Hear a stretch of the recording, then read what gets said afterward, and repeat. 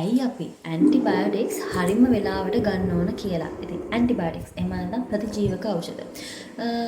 අපි දැන් ඔය ප්‍රයිවට් බෙහෙත් ගන්න කෙනෙක් නම් දන්නවා ડોක්ටර්ගෙන් බෙහෙත් ගන්නවට වඩා වැඩි ගාණක් දීලා තමයි ඔය ෆාමසි මේ ඇන්ටිබයොටික්ස් ගන්න කියලා. ඉතින් එහෙම ගන්න බෙහෙත් අපි හරි වෙලාවට බොනවද?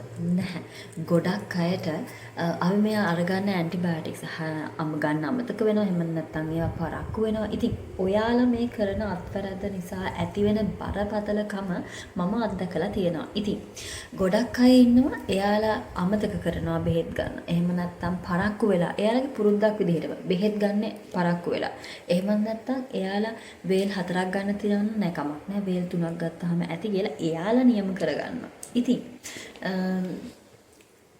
ඇන්ටිබයොටික්ස් කියන්නේ එහෙම ගන්න පුළුවන් බෙහෙතක් නෙවෙයි. මොකද මේක හරිම වෙලාවට නියම කරලා තියෙන දින ගණනට ගන්න ඕනි බෙහෙතක්. මොකද ඔයාට එහෙම අමතක වෙනවා නම් ඔයා එලාම් එකක් දාගන්න. අපි බලමු ඇයි මේක මෙහෙම නියම කරලා තියෙන දින ගණනට හරිම වෙලාවට බොන්න ඕනි කියලා.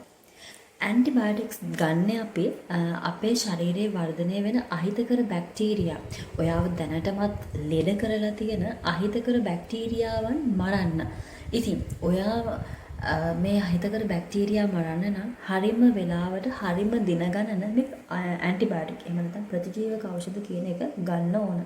ඉතින් ඔයා වේල් මගහැරලා අමතක කරලා පරක්කු කරලා බෙහෙත් අරගෙන කලින්ම බෙහෙත් නැවැත්තුවට පස්සේ මේ වර්ධනය වෙලා තියෙන අහිතකර බැක්ටීරියාවන් මැරෙන්නේ ටික දෙනයි. ඉතින් ඉතුරු කට්ටිය ඊළඟට ආයෙත් වර්ධනය වෙනවා ඔයා දැන් ගන්න ඇන්ටිබයොටික් එකට ඔරොත්තු දෙන විදිහට. ඉතින් ඔයා සනීප වෙලා ගෙදර ගිහිල්ලා බෙහෙත් අරගෙන ඉන්නකොට ඒව හරියට ගන්න නැතුව ආයෙමත් ලෙඩ වෙනවා. ඉතින් ඔයා ආයෙමත් ලෙඩ වෙලා හොස්පිටල් ඇඩ්මිට් වෙද්දී ඩොක්ටර්ට බෑ කීයටවත් ඔයා කලින් ගත්ත ඇන්ටිබයොටික් එක ඔයාට දෙන්න. මොකද ඔයාගේ බැක්ටීරියා දැන් වර්ධනය වෙලා තියෙන්නේ ඒ ඇන්ටිබයොටික් එකට ඔරොත්තු දෙන විදිහට. ඉතින් ඩොක්ටර්ට සිද්ධ වෙනවා ඊටත් වඩා සැර බෙහෙතක් ඔයාට දෙන්න.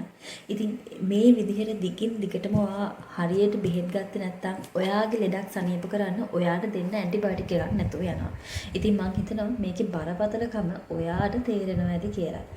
ඉතින් ඔයා අද දවස හරියට මැනේජ් කරලා ගන්න තියෙන බෙහෙත් ටික හරි වෙලාවට අරගෙන ඒ දින ගණන ෆලෝ කරොත් ඔයාට හෙට දවසේ ඇති වෙන්න තියෙන බරපතලකම බරපතල රෝග තත්ත්වයන් වලින් වැළකෙන්න පුළුවන්.